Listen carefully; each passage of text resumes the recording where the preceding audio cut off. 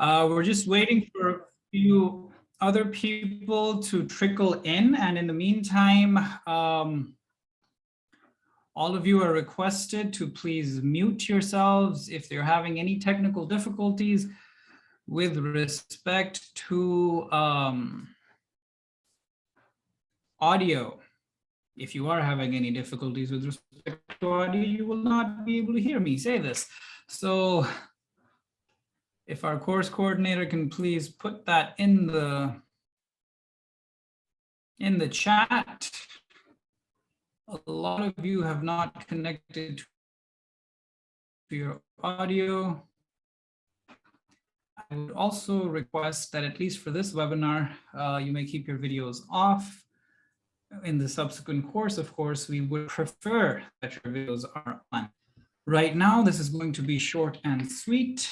I don't know if it's going to be sweet, to be honest, but let's see.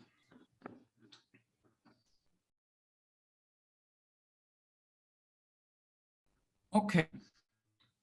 All right. So I think, yes, if people can please confirm in the chat box if everything is checking out with respect to audio. You can hear me fine, you can see me fine. Please keep yourselves muted.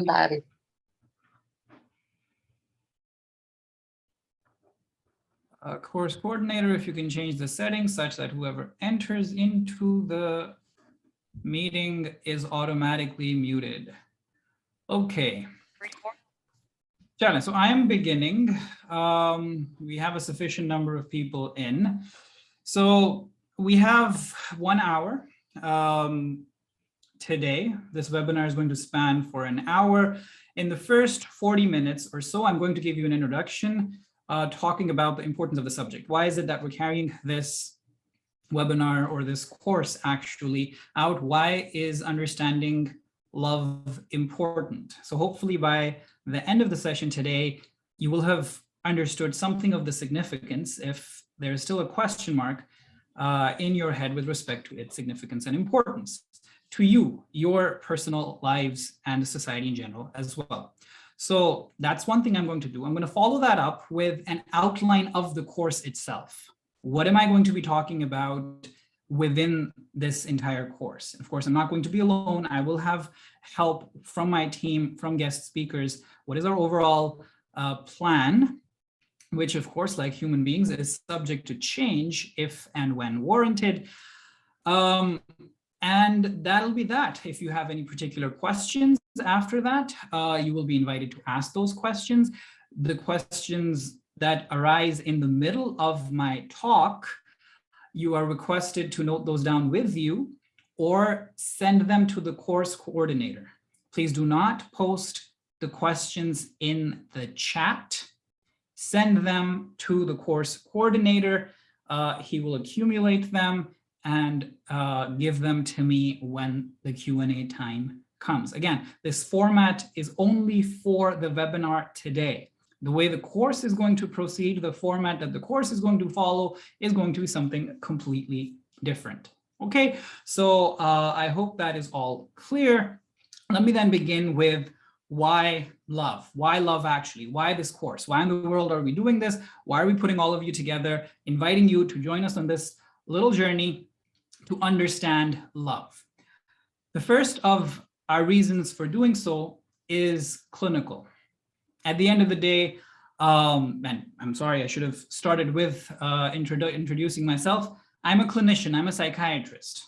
Before anything else, I am a psychiatrist. Okay, so my professional experience training is all in the field of psychiatry. My academic training includes, of course, the vaster field of psychology. So I'm currently pursuing my PhD in psychology at the University of West Georgia and here in the United States. And I have a diplomate in Franklian logotherapy. So that's to give you a very brief background. Other than that, of course, I am a part of Telepsychpk Pakistan, which is our initiative to carry the understandings that we have of psychiatry, of psychology, of logotherapy, of coaching to as many people as we possibly can in Pakistan, around Pakistan, with the help of the team that we have of coaches, consultants, and administrative team. Okay, so that's the basic introduction. I will tie in what we do with the intent of the webinar as we move on. Now, why this particular course? Why are we doing this? Typically, you will not find psychiatrists addressing these subjects, not publicly, at least, right? You will not find clinicians having these seminars with the general public talking about these problems. And quite honestly, I find that as a neglect of responsibility, a neglect of a duty that we owe as psychiatrists to the community at large. If I were to round up my clinical practice, all the people that I see, all the people who present to me with their problems, with their stories, and if I were forced to reduce all of the problems to one common origin, then I would say it is the inability to form relationships. It is an inability to be loved, or to love, actually, right? So I would reduce it down to love and relationships. If I was forced to reduce it down, pick out one problem that leads to all of what you see in your clinical practice, I would reduce it down to love. That's as simple as I can possibly make it. Yes, I'm reducing things. Yes, I'm neglecting a lot of other important factors as well. But I will not find that significance, that importance in any other factor as much as I would find in the understanding of love. To give you an example. Okay, so this is a story. It is a completely made up story and completely true at the same time. I am putting together 4 or 5 of my patients that I've seen together, cut pasted a lot of their details so that they are not identifiable. But I can tell you this much, that this is recurring. These 5 are the patterns that I will see repeatedly, and most of my colleagues will see repeatedly in our practice, to illustrate again the importance of the subject of love. Now, this family, let's say, okay, so it's one family, husband and wife. Husband is hard worker, put them anywhere in the world. Put them in the United States, put them in Europe, Pakistan, India, wherever you want to put them, standard couple. Okay, hardworking man, makes good money, provides for his family. Whenever the wife talks about him with this appreciation that he has provided well for me and my family. The wife, good educated lady, spent most of her life as a homemaker and worked part-time here and there, but for the most part, her concern were her children. Who are the children? And they have 4 children, let's say, okay? Let's say the guys, they're called Ed and Eddie, and the girls are called Ella and Ellie. Okay, I'm making up these random names, but again, these stories are as true as they possibly can get. These are repeated experiences in clinical practice. The husband and the wife are not mentally ill. They do not have any diagnosis. They are not depressed. They're not anxious. They don't have schizophrenia. They don't have obsessive compulsive disorder. They don't have any of what you associate pagalpan with. These are pagal people who go to pagal doctors, and crazy people go to crazy doctors. No, they're completely normal, run-of-the-mill family, husband and wife, doing their duties, fulfilling their responsibilities. But their relationship with each other, it's not even conflicted. It is not, they don't fight all the time. They're not abusing each other, cursing each other, beating each other up in front of the kids. They're not doing any of that. They're not doing any of that. They have a decent, reasonable relationship. They talk to each other with respect to the kids, with respect to the household chores. They fulfill each other's responsibilities. Pretty much the run-of-the-mill stuff. Yes, as far as a lot of affection is concerned, a lot of, going out of your way, but that's not that much. The family has its usual get-togethers, dine-outs, nothing abnormal. From this family, the 4 children that we're talking about, who have seen love in a restricted way being expressed between the parents and from the parents to themselves. And so they've expressed that love in, again, a restricted way to each other as well. No problems at all in their academics, for the most part, as they're growing up. Now let's see these children grow up one by one. Let's start with Ella, the first girl. Now Ella can be a Fatma, she can be a Maryam, she can be an Aisha, she can be whoever, whatever name you want to take. I'm just calling her Ella, so no one in particular here identifies with them as such. She grows old in this household, goes to school, does well in school. Right around her teenage, or late teenage, let's say, in her high school, she confronts these other girls who are very passionate about religion, about religiosity. Now, Ella's automatically attracted towards them. She sees that there's something there.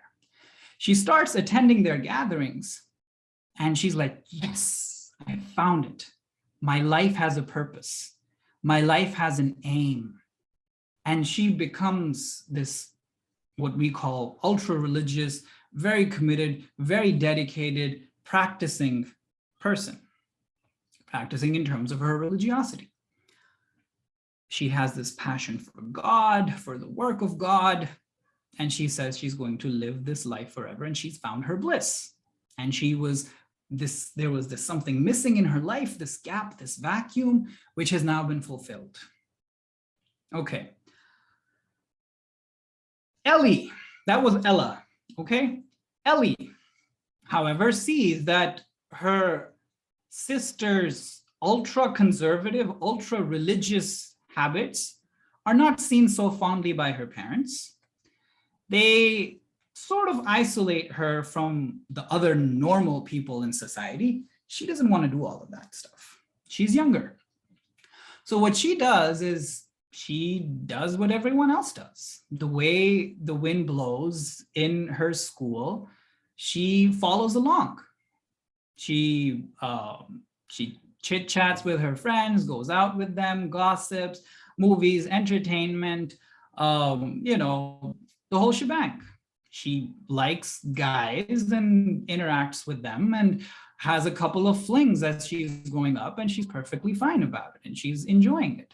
It's like, this is the way a normal person should be growing up.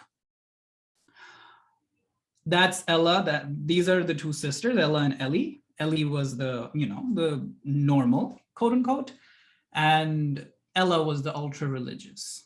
Let's get to the boys. The boys are Ed and Eddie, okay?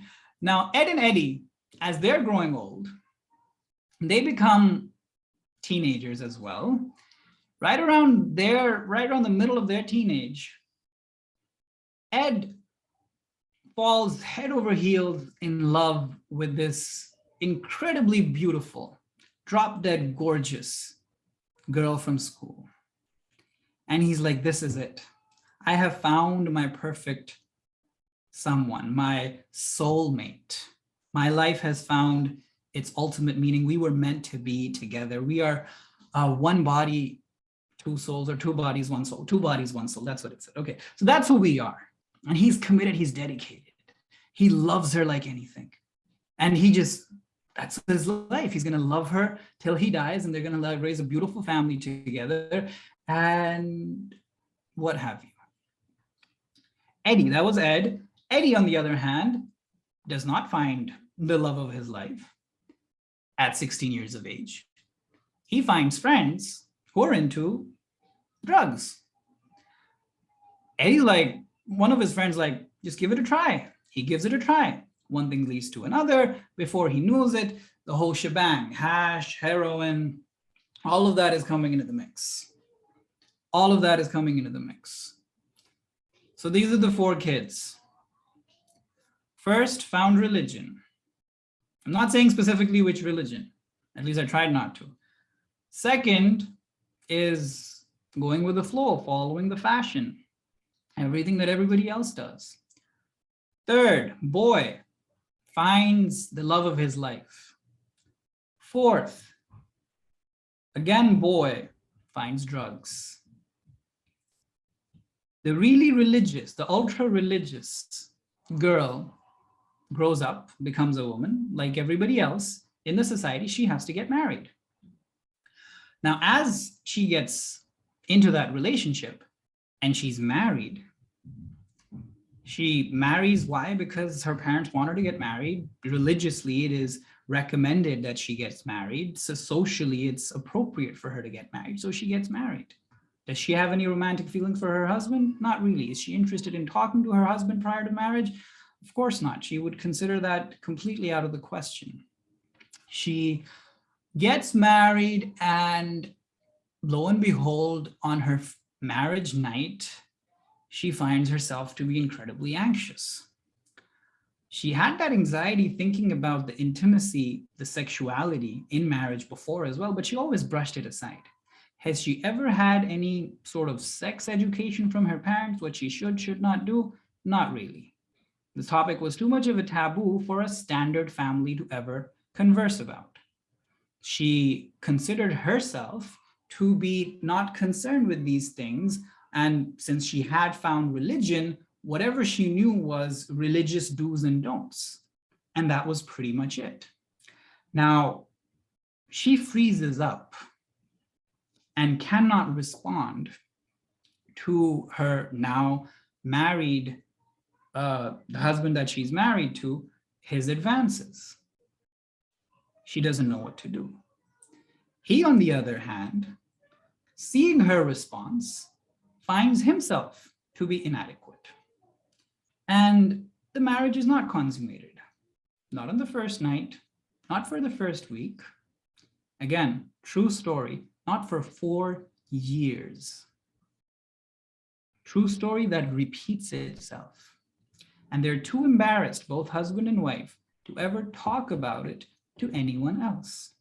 And because of their difficulties, because of their sexual difficulties with each other, they're emotionally distant as well. People ask, why don't you have kids? They brush the subject aside. They refer it to fate. They shy away. They don't want to have that conversation. Eventually, our ultra religious Ella decides that, she needs to do some sort of work, because sitting at home, not really enjoying a great space with her husband, she is finding it really difficult. And, she's religious and she's practicing all her tenets of her religiosity as she ought to, but there is more that she needs. So she joins work. She's working with, at this company with her colleagues. Time comes for some sort of an exam that the company expects its employees to take. She's studying for this exam with another colleague who happens to be a guy. They're put together. Now, she's emotionally distant from her husband. Days go by and they hardly exchange a couple of lines with each other, pretty much, and they've made their peace with it. It's been so bad with respect to the intimacy that they have stopped trying. Every now and then they have this conversation, maybe we should see a professional, maybe we should talk to someone, but it's always brushed under the carpet. So she, with this new work colleague with whom she's preparing for an exam, starts sharing some of her difficulties. How she's a little upset. He empathizes, he emotionally connects. Lo and behold, this ultra-religious person who was never able to consummate her marriage with her husband ends up losing her virginity to this gentleman at work who was emotionally available to her for her. So the very morality that she wanted to hold on to for so long, or that the society wanted her to hold on to in her teenage, in her adulthood, because of its, the taboo of sexuality and all, she ends up losing that, not when she's single, but when she's actually married. Okay? That's Ella for us. Now, of course, when particular Ella in question appeared to me in therapy, there was, the divorce was on the table. It had almost happened. And the new guy was also not an option. Anyway, I'm not going into the details of that story anymore. Again, not one story, repeated multiple times. These are only the ones that reach me and my colleagues. There's so many that don't. Let's turn to, who do we want to turn to? Let's turn to one of the guys now. Let's talk about Ed. Okay, so that was Ella's story. Now I'm going to talk about Ed's story. So Ed, if you remember, fell in love with this gorgeous, incredibly beautiful girl when he was 16, 17. Prior to this, he was into gaming, he loved meeting friends, studies, all of that stuff, the usual. But this time, it just flipped his world. He knew he found it. He would wake up with butterflies in his stomach and looking forward on his phone all the time, waiting for her to respond. He would say hi, and then his eyes would be glued to the screen. When is she going to say hello? And she was the first person he would text when he would wake up. She was the last person he spoke to before he went to sleep. And she loved him. He loved her. She loved him. All was going great. Everything was going perfectly until he sees her talking to, again, true story. True stories mashed into one. Sees her talking to this other guy. He's like, no, this is nothing. He even thinks about confronting him. He's like, no, maybe I shouldn't. It's just in my head. It's nothing serious. The next day he goes, he's a little late for school than usual, university, let's say. Now by this time they're in university. And she's hanging out with that guy again. And she's being all giggly. And he's like, what the hell? She laughs at my jokes. Why is she laughing at his? And they're sitting a little too close than she should with him, according to his understanding. And what the hell? So he decides to confront her, and she's dumbstruck. She's like, how dare you accuse me? How could you even think that I would do something like that? Who the hell do you think you are? And he's like, I'm sorry, it's just this and that. And he tries to make up for it. He's upset her. He appeases her. He does the whole shebang, the romance, the gifts, the flowers, apologizes. The thing is forgotten for a week before he finds out that she actually is cheating on him. Checks her phone, messages, pictures, inappropriate stuff, according to him, that she owed only to him and not to the other guy. He's heartbroken. He is downright suicidal. He thinks life is not worth living anymore. The one person, that he trusted, that he put his entire, everything about his life was planned around her. She betrayed him. He's like, what the hell? So again, all the different people whose stories this is, some of them before coming to me or any of my colleagues had attempted one form of suicide or another, right? One way or another of trying to kill themselves. Some had locked themselves up, not talking to anyone, completely withdrawn. University almost kicked them out. They're not attending classes. All of that stuff happened. Okay, again, multiple stories mashed into one. His conclusion after that, all these women are the same. They are not to be trusted. I'd rather not be in a relationship with any of them.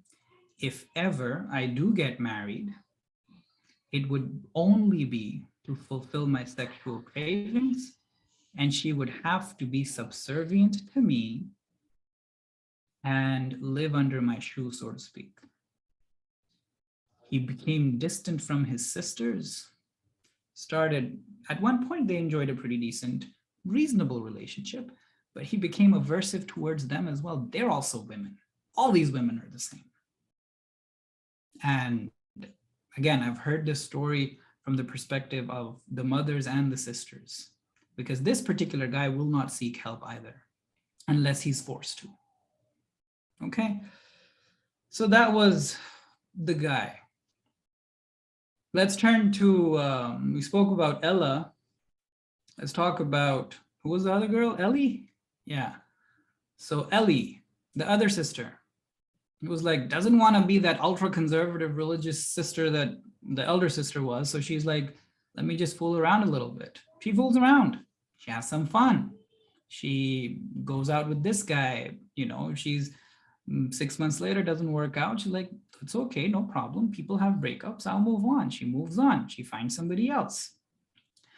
And it just so happens as she's moving around, making friends, one of these guys she seriously falls for. She also, like Ed, thinks he's the one. He's this real charming person that she's always wanted to be with. She's like, he's perfect. Eventually, as the relationship moves on, she's like, hang on, this guy's a misogynist. This guy, all he wants, after you've gotten over the charm and the romantic times, all he wants to do is treat me like a slave. There's no freedom that I'm going to get in this relationship for my career, for my dreams. All he wants is for me to marry him, work if he wants me to work, not work if he doesn't want me to work, bear him some children, cook his food, and he does whatever the hell he wants to. I am not in any way allowing such a person to rule me. They have fights, they have arguments, she confronts him on all of these misogynist issues. He calls her a feminist. She's like, go to hell. And eventually it doesn't work out. The pattern repeats itself. And she's like, you know what? I'm okay alone. I don't want anybody at all. I'm just going to develop my career on my own, get a dog or a cat, and I'll live the life I want to. Him and all men who are dogs can go to hell, but not the type of dogs that I want to, actual real dogs. I would prefer those to these men. That's the third story. The fourth kid, we left him in drugs. Well, he's still in drugs. That's the end of that story. And that is the end of that story. And I'd say these are exceptions. I'd say these are, few and far between. But just in Pakistan, there are 24 million people estimated to have clinically severe conditions that require professional help. These 4 people that I told you about are spread out in those 24 million, and then there's many others who will not have diagnosable conditions, not diagnosable, not justifying a prescription, but still unwell, still emotionally, socially experiencing incredible difficulties, making life work. This family was a pretty normal family. They were a pretty standard family. I started off with this. They're not abusive. They're providing for the basic needs. But as far as the love dimension is concerned, there's a lot of confusion there. There is a lot that is left begging. So this is what brings us here.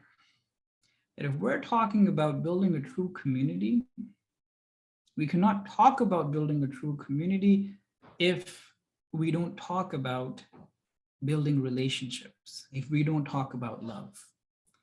Any of these four people, they go to their workplaces, they go to their universities, they go to their religious gatherings even. Do we expect them to be performing at their best, giving it their all, to have passion for what it is that they're engaged in? That's going to be incredibly difficult. To be really working towards the development of the society, the betterment of humanity. Is that what we should expect from all the experiences that they've experienced? I haven't even gone to the point of where a lot of them are developing pedophilic tendencies. A lot of them are caught up in or have experienced child sexual abuse. How does that twist their understanding of love at a very young age? We haven't even talked about that. We haven't even talked about people who are, and rest assured, that's not a minority. Every fifth girl child will have experienced something like that. And those are global, Eastern, Western, doesn't matter there. Global statistics. We're not even talking about those. We're not even talking about those who are physically abused by the people that they love or thought they loved or thought who loved them. Those too are not a minority. That's a considerable population of people who develop psychiatric diagnosable conditions in their adulthood. 50% of them have started experiencing their problems as children. A good 3/4 of them, 75% of them, have had their first episodes or first diagnosable psychiatric condition before the age of 24. Before the age of 24. What in the world are we doing? And as mental health professionals, do we have anything intelligent, anything practical, anything understandable to offer the general public so as to prevent these conditions from developing? I am yet to see any. Very few and far between. Very few and far between. We want to stay locked up in our clinics and what have you. Maybe it's Ed in the clinic. I don't know. Ed is not going to make a good psychiatrist. Because for all the reasons that their story is depicting to us. Okay, so this is the predicament. This is where all of this is coming from. We can't produce 10,000 psychiatrists in the next couple of years for Pakistan, but we can do something with respect to, okay, let's learn to talk about love. Oh no, I already know everything. That's exactly what each of those four stories that I told you, those four siblings, each of them thinks they know exactly what it is, what love is. Each of them. Their parents think they know perfectly what the subject is. I, for one, am going to start with this admission. I don't know perfectly what love is. Let's be very clear on that. I'm not going to be as definitive as all six of them are. That's the first mistake that we make, which is why we don't learn anything. For our part, I hope the way I want to conduct this course, the material that I want to deliver to you, it develops as we're talking. It becomes better. It becomes more informed. The mistakes are corrected in the process. So the second time we deliver this, the third time we deliver this, it is different. So essentially, we need to be cognizant of the incompleteness of what it is that we're offering. Okay, so very quickly, I'm going to move on to the outline. as to how the course is going to proceed if you choose to enroll for it. But before that, a couple of disclaimers. Can this course change your life? Yes, it can. Will this course change your life? For a lot of you, it won't.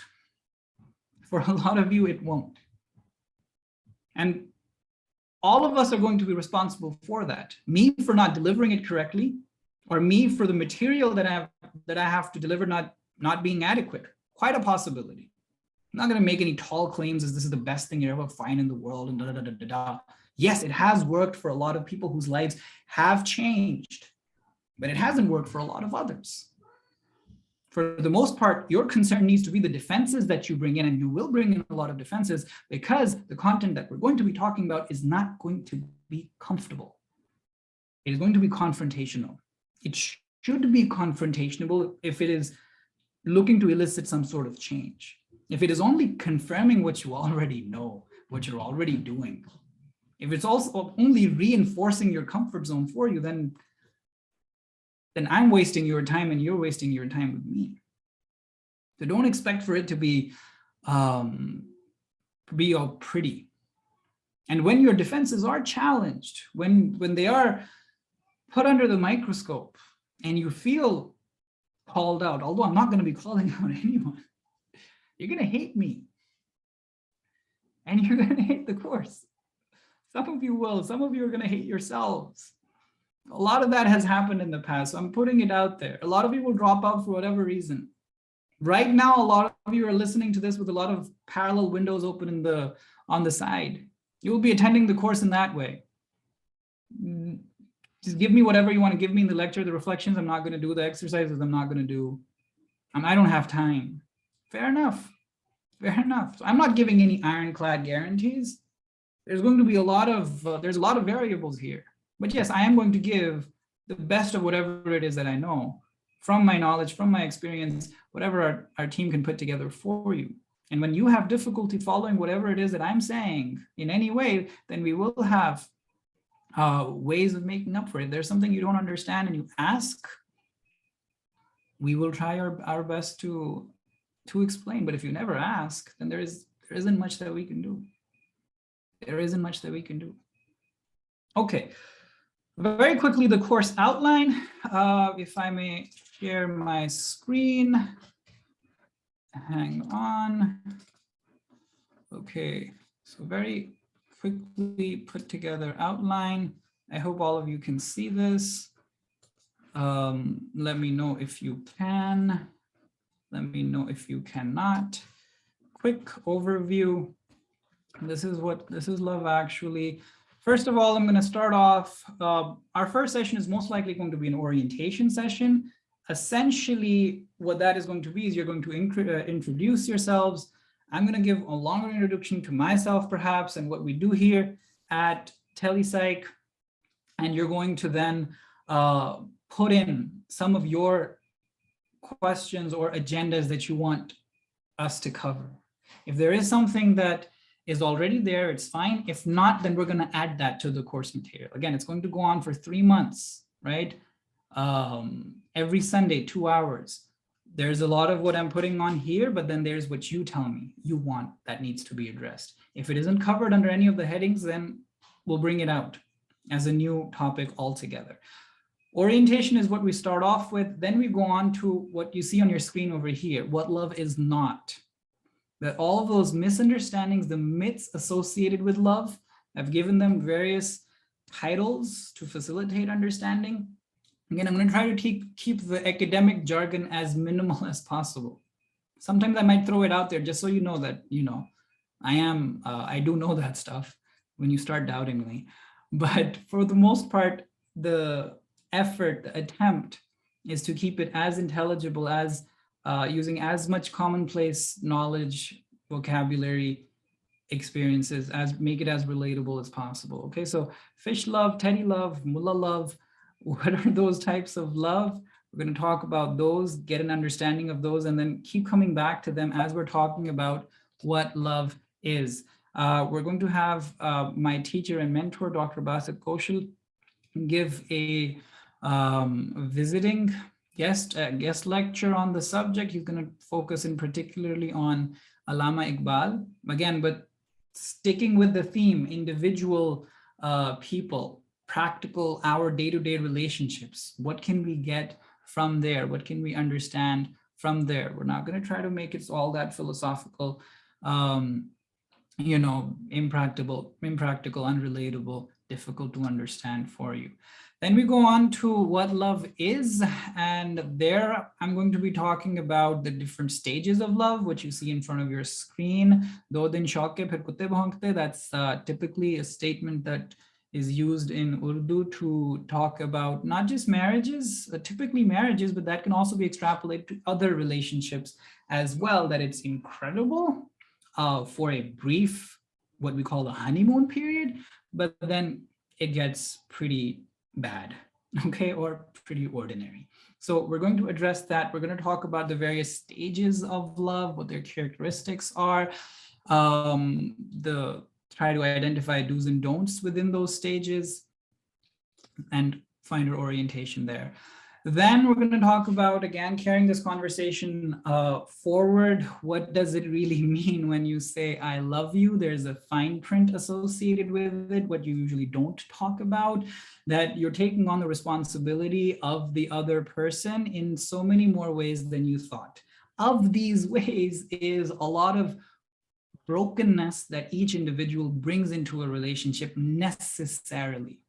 Nobody enters into a relationship completely mature, absolutely healthy, perfect in all respects. They may be doing their academics and their jobs and, interacting pretty amicably with people. Fair enough. Maybe they don't have a lot of personal distress and depression and anxiety, all of that, but that does not mean that there is no brokenness inside.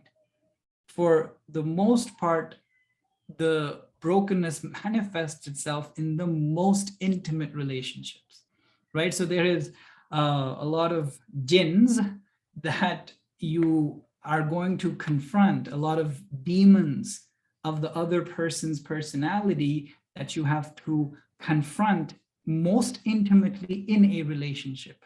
And if you're not aware of that, then they're going to literally possess you, and you're going to have a tough time. Whoever thinks they don't have any personal demons, they don't have any darkness in their personality, they are the first people who need this, who need to be apprised of this. Of course, there's most explicitly within this dynamic, within these demons, these dynamics that we carry from our childhood, our teenage, our experiences with our parents into our mature adult relationships. Whether those relationships turn into marriages or not, regardless, there's a very strong tendency of carrying our parental dynamic into our relationship dynamic, right? So in the fine print, there's a lot of navigation around this that is necessary.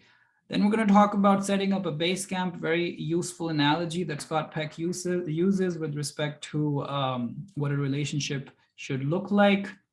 In this, Sonier is to emphasize the importance of communication. We have heard this term a lot. How can I serve from an empty cup? He doesn't love me. How can I love him? Or she doesn't love me. How does she expect me to love him? And a lot of you will have heard the 5 love languages, heard of them or read about them. I'm going to talk about those as well, their utility, and also the difficulty that that concept comes in with, right? Then we're going to talk about the couple, whether it's husband, wife, boyfriend, girlfriend, whatever it is, as one entity, as one unit. What does that mean? It's person A, person B, yes, but AB, has that identity been established, right? And if that identity is established, where's the individual space in that? So again, we're going to talk about that as well in one of our sessions. Communication difficulties, being misunderstood. I never said that. Yes, you did. I know what you said better than you know yourself. All of that comes in when conversations turn to one member or one individual in the couple justifying themselves, and they start with, I am not an angel, but, and then whatever happens after the but is where the real story is coming in. I am not an angel part is completely ignored. I am no saint, but. And then after the but is where the real conversation or the real communication is taking place. Jokes in relationships, where do they stand? How do we place them? What are the different ways we can look at them? Then what is the importance of faking it till you make it within relationships? We hear this a lot. I am very genuine. I cannot be a hypocrite. I am only going to do what I genuinely feel like doing in my heart. We're going to turn around to, again, the different aspects of it. Simplistic statements really don't do it. We're going to talk about meaning in a relationship. What does it mean to have meaning in a relationship? And if you don't have meaning, if the relationship does not have a meaning, individual can have meaning, individual A has meaning, individual B has meaning, but the relationship doesn't have meaning, then what vacuum does that leave? And what consequences can that have? Okay, and then what is the role of ideology? How it plays itself out in relationships. Apni roti khud pakao, all men are dogs, all women are feminists, ideologies clashing from both sides. You're a misogynist, you're a sexist, you are a feminist, you are androgynist, is that what it is? So there's all of these being flung at each other. You're too irreligious for me, you're too religious, you're an extremist, you're a terrorist, da, da, da, da, da, da, da, da. What does that do to a relationship? Okay, so moving right along, we're going to talk about necessarily the importance of sexuality in a relationship. This almost turned when we started talking about what course do we want to launch first of all the different courses that we can and want to do. We wanted to make the first one entirely about sexuality, right? For, again, reasons that I alluded to a little bit in the very beginning in the stories that I told, but inadequately. There is so much more that can be said as to how this is not addressed the way it needs to be addressed, how appropriately it needs to be addressed.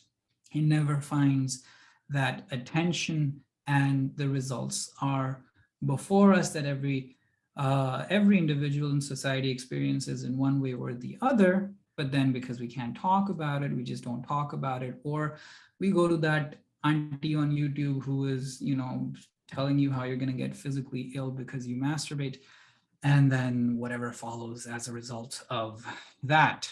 So we're going to address sexuality in considerable detail with due regard, of course, to keeping it as appropriate, nevertheless, not beating around the bush, getting the message across that needs to be put across. So we will talk about that. Bonus materials, I'm not sure about the first one. I might end up doing it. I may not, talking about an analysis of Parch and Nade and how that fits into whatever we talk about. We will talk about religion and spirituality in relationships. Again, you don't have to attend that if you don't want to, but there are people who do hold on to, who take their religion very seriously, their spirituality very seriously, and necessarily it does have an impact in your relationship. Surprisingly, when you don't take your religion and spirituality seriously, that too has an impact. That in itself is a factor in relationships. We will have those conversations as well. Then specifically for married people, up until now, whatever it is that I've spoken of applies across the board, married or unmarried. We can, of course, there will be specific differences, but more or less, these are generalizables that we're going to talk about. Okay, but then there are specific issues that married people have that we will address as well. For example, kyunki saas bhi kabhi bahu thi, bahu, not bhahu, bahu. I'm sorry, that was I don't know if it was a Freudian slip or what, but in any case, that needs to be talked about seriously as best as possible. And then we're going to talk about children and parenting briefly. We may not be able to talk about it in as much detail as I'd like for us to, but at least give you something as the principles that we've discussed, how they extend to parenting. So that's what we end with. I think I have, as always, gone over time. If you have questions, please feel free to put them forward. And course coordinators, telepsych team, if you guys think if I have left anything out, please do let me know, and we can let everybody know. Okay. Course coordinator, whatever message you've sent me, I cannot see it. It is a blank gray screen. Find another way of sending it to me. Please put your questions forward to us, and we can see however many questions we can address in the time that we have left. Okay, so you're very welcome. The way you can attend the sessions is that you're going to be, a link is going to be shared with you, where you can register for the course. Yeah, I like it too. That's why I put it there. Danke. Hang on, what do you say to danke? Willkommen, I guess. Okay, willkommen. This course is not only about marriages. I tried clarifying that, that this is not only about marriages for the most part. It is going to be general, applies to relationships across the board, premarital and marital, hopefully not extramarital. But yeah, that's, there will be a specific section on or for married people, right? Which is going to do with in-laws and parenting and all of that. We will have that separately. For the most part, the rest of the lectures, and they're going to be lectures, yes, but discussions as well. They're going to be generalizable for people across the board, married or not. Okay, so that's that. And let me look at the questions that you've all sent. Please do send your questions to course coordinator. If you send it to me here, I might miss out. Okay, for the first question, should we expect to find love after this course? We might get aware about love, but the problem is how to find someone who is equally or at least aware of love in our direction is difficult. This causes disappointment when it comes to love.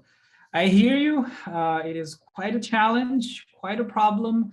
Matrimonial services aren't exactly the perfect route that we'd want for them to be. The traditional, parents getting their children engaged when they were kids obviously doesn't happen anymore, marrying into the family. And then there's other ways that become complicated. So we do not provide good matches, at least not deliberately. If you end up finding somewhere here, not my business, all right? I ain't taking no responsibility for that. That is not what we wanted to do. But if it ends up happening, hey, what can we say? All right, but if you want us to start a matrimonial service as well, then I will just respond to that by saying कि मेरी 10 उंगलियां और 12 बिजली के सुराखों में मैंने गुजाई हुई हैं. There is nothing more that we can possibly take. Myself and every one of my team, we're pretty much plugged out here. Okay, so that's the best I can say for that, but I do understand that is a valid concern.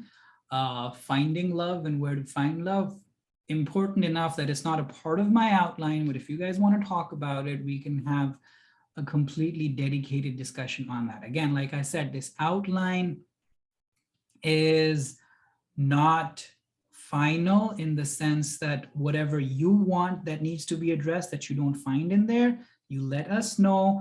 And if I think it's going to fit into a one heading or the other, I'll let you know about that. If not, it's going to become a separate topic in and of itself. Okay.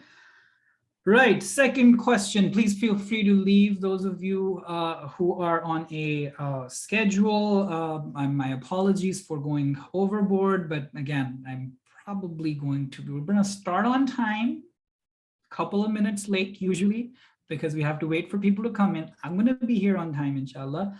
But yeah, I might overextend sometimes. But if you guys don't want me to do that, we can talk about it. In our orientation session, we'll lay all of these things out. We'll come to a consensus. Your input will matter. And we will try to do whatever we can to accommodate. Next question, what should be our first priority? Self-love or loving the spouse? Okay, wrong question. And as to why that's a wrong question, that question in itself is setting us up for a lot of problems. Just the way it's framed. Just the way it's framed, one is excluding the possibility of the other. And yes, there are instances in which that has to be the case, but if that is considered to be the overall situation, it becomes problematic. But again, not a question that I can answer without having delineated the aspects so many of the aspects that I laid out. So my apologies for an inadequate answer, but I can't answer this in one word, that this is priority or that is priority. It is going to be construed in very damaging ways. Okay, how can one get out of these abundance blocks? Even if you have tried again and again, your perception is not changed. I would say to that, if you have tried again and again, but the way you've tried hasn't changed, then that's a problem. If you're repeating the same effort in the same way, expecting different results, not the best way to go about it. That is precisely the point where you bring somebody else into the conversation and say, this is the problem, this is what I've done with it, it is not working. How do I get or achieve my goal, or can I achieve my goal? You bring that conversation in so that other ways, if there is a conceptual problem, then that conceptual problem can be addressed. If there are ways that you did not think of, then those possibilities are spoken of, or if whatever it is that you're pursuing is a wild goose chase to begin with, that needs to be identified as well. Okay. Right. In terms of romantic love, is it a healthy philosophy to simply bear the burden of your partner, especially if they're depressed and anxious clinically, and be patient with their meanness and unreasonableness and anger, with the thought that Allah will reward the patience eventually? Or will that invariably cause resentment and crumble? Very, very loaded question. Very, very loaded question.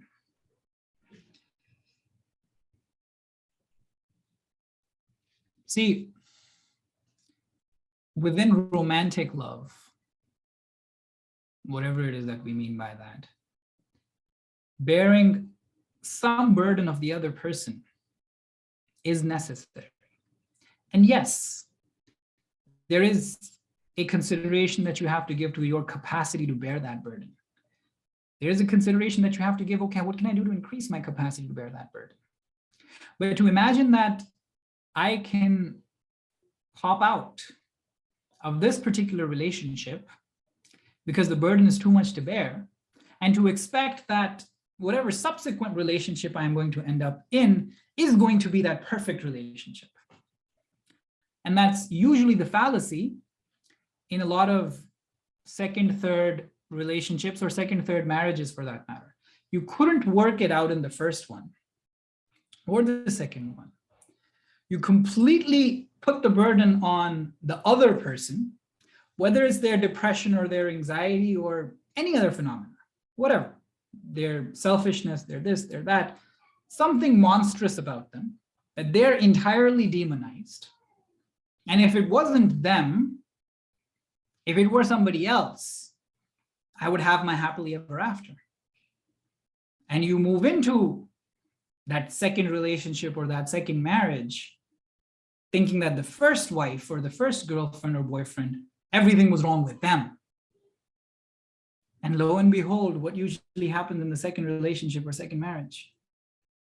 They end up being, the pattern repeats itself. The pattern repeats itself. The person changed, but the pattern did not.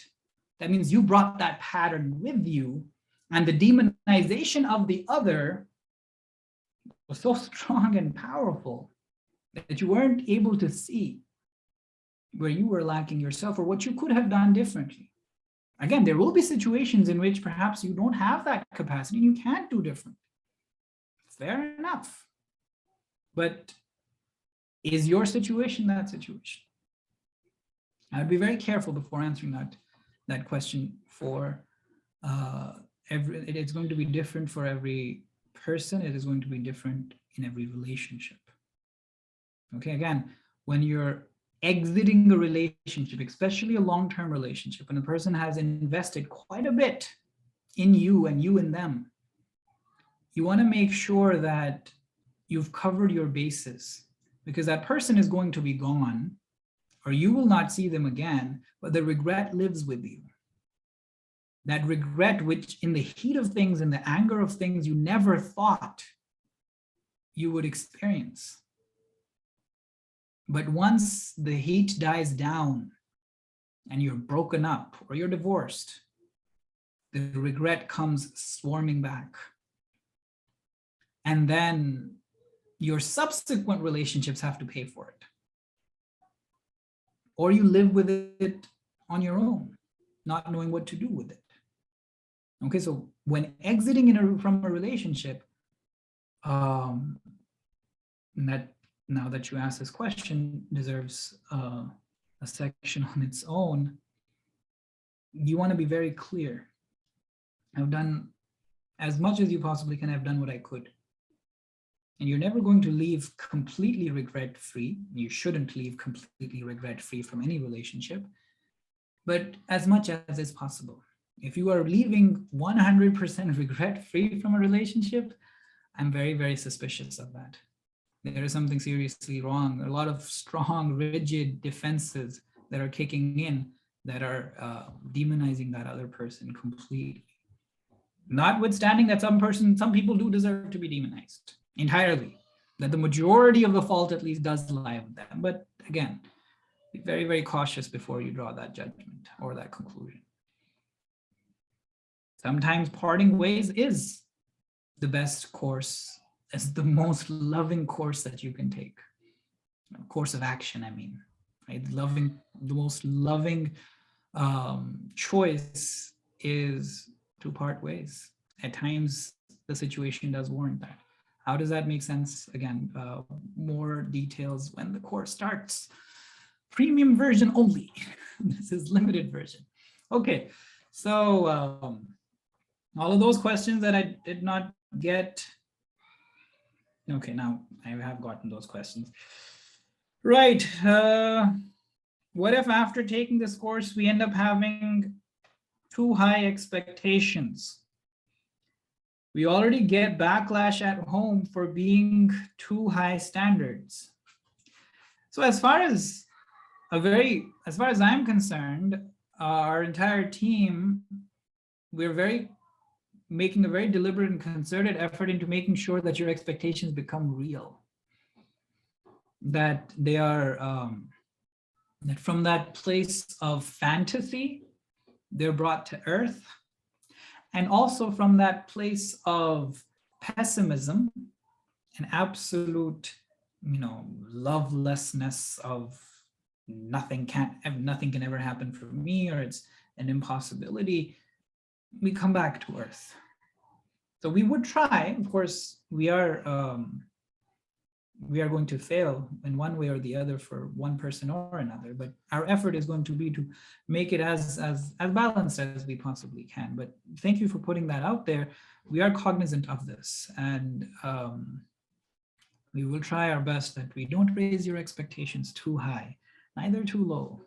But how do you tread that thin line? Let's see. Okay.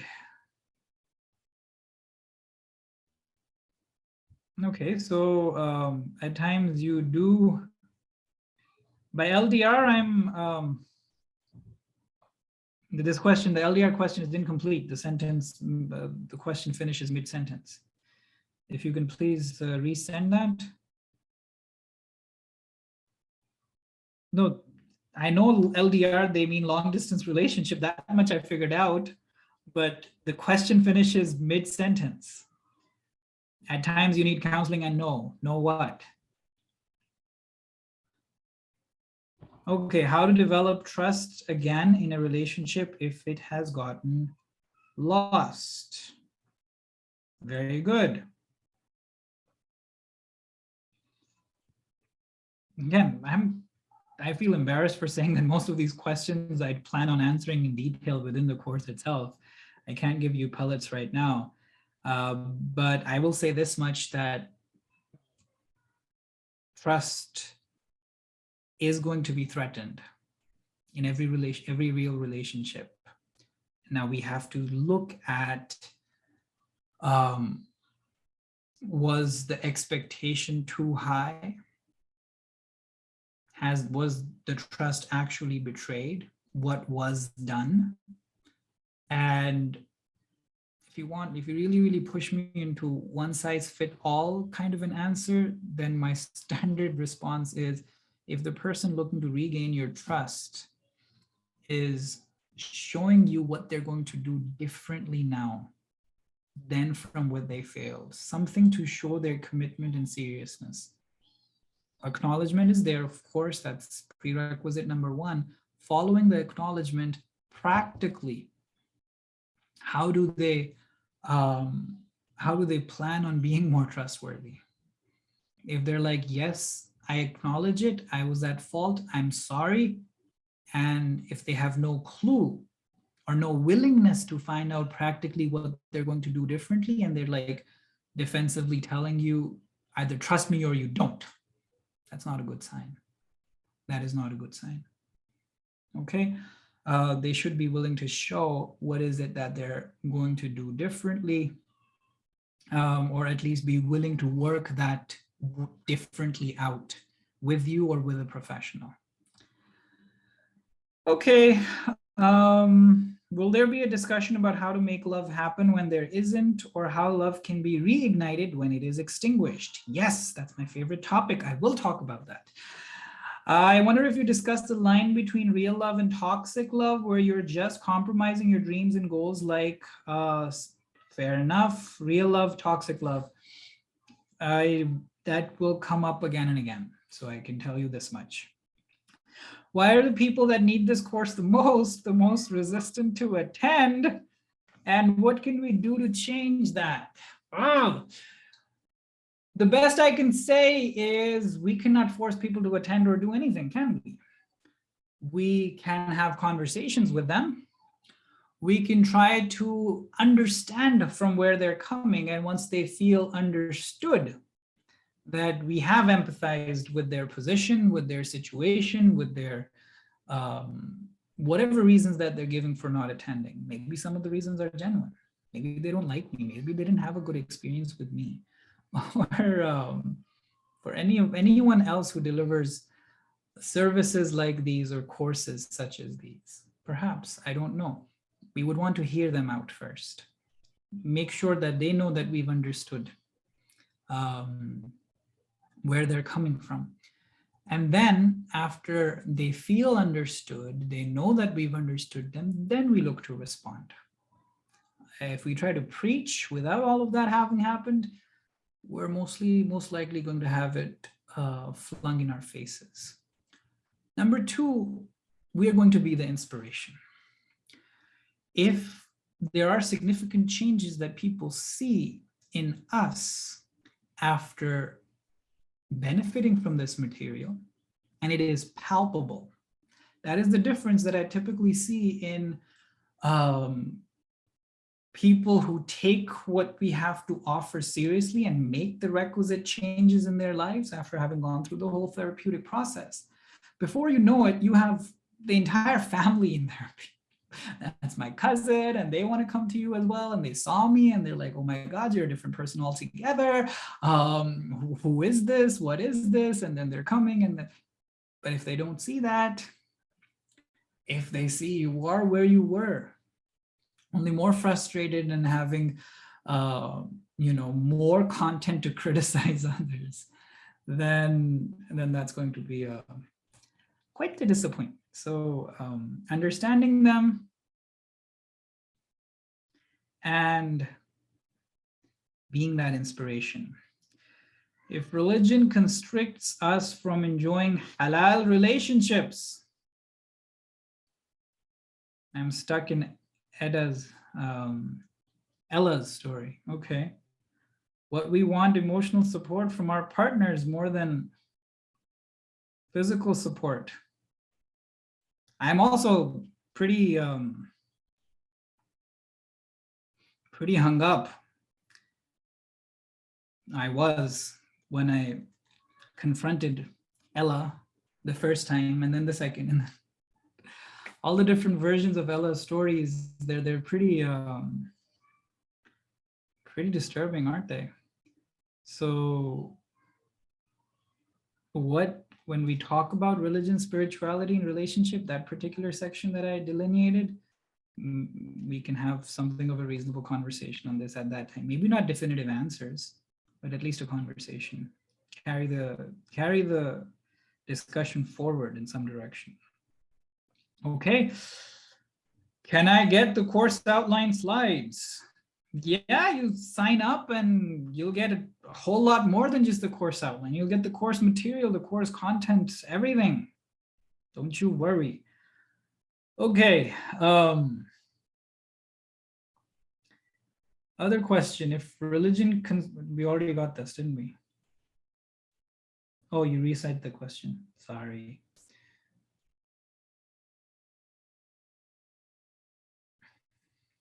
Is it necessary to be possessive about someone if you love that person? Possession and are two different things.